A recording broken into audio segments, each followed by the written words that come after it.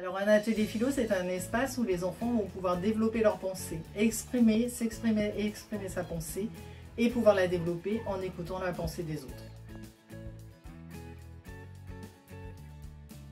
Depuis 3 ans, nous travaillons sur remettre du sens à l'école avec nos différences. Et le langage fait partie d'un apprentissage important et ça me semblait intéressant d'aller dans cette porte d'entrée, en tout cas de proposer aux élèves de pouvoir discuter, argumenter, échanger. Moi je prends un groupe d'enfants soit sur le temps de sieste par exemple avec des échanges de services avec ma collègue sur une période, comme ça nous donne au moins 6 ateliers philo. Le premier atelier sert vraiment à poser les règles du cadre des ateliers. Maintenant les élèves dans l'école connaissent, donc on peut aller plus vite et partir soit sur des questions qui eux leur tiennent à cœur, soit des questions qui ont en rapport avec notre projet d'école. Alors on est parti sur l'école, à quoi ça sert l'école, on est parti sur l'art parce qu'on avait une exposition d'art, on peut partir sur à quoi ça sert d'être le premier parce qu'ils se bousculent toujours dans les rangs. On est parti aussi sur les garçons-filles parce que pourquoi les filles n'ont jamais le terrain de foot, est-ce que c'est pareil?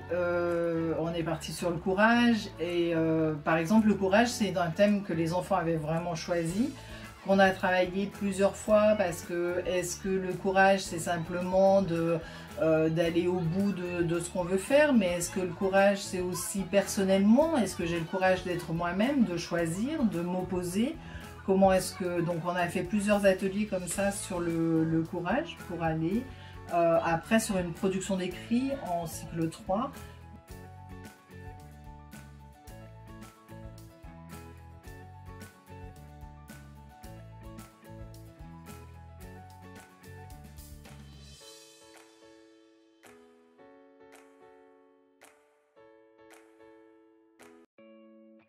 Je peux utiliser les albums de jeunesse, par exemple des albums de Rascal ou autres, le Chien Bleu, enfin il y a beaucoup d'albums de jeunesse qui sont vraiment porteurs pour des ateliers de philosophie, où les enfants sont contents de redécouvrir autrement une lecture et de se dire ah ouais, on n'avait pas pensé à ça.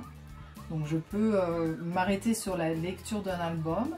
Et sinon on fait passer la parole aussi avec le bâton de parole, où là... Mon bâton de parole, je leur dis toujours, c'est toutes vos idées qui se mélangent et qui s'ajoutent les unes aux autres. Chacun a la parole et on fait passer à chaque enfant autour du cercle, parce que les ateliers de philo sont toujours en cercle, et on peut ou pas prendre la parole, mais en tout cas on a le bâton qui nous autorise à le faire.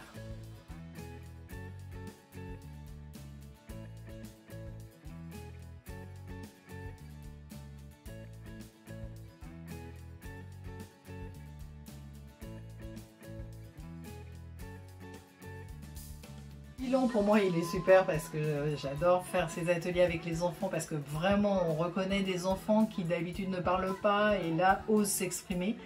Donc je dirais que le vrai bilan c'est vraiment de donner la parole aux enfants, à tous les élèves, et ce ne sont pas forcément les meilleurs qui parlent le plus en atelier philo, donc ça c'est intéressant à noter, et que chaque enfant sente que sa parole a de la valeur et il a un espace, il est reconnu dans l'école. Ensuite, dans le climat de la classe, eh bien, ça permet aussi de voir qu'on peut s'écouter les uns les autres, ne pas être toujours d'accord, mais pouvoir créer ensemble des bons moments.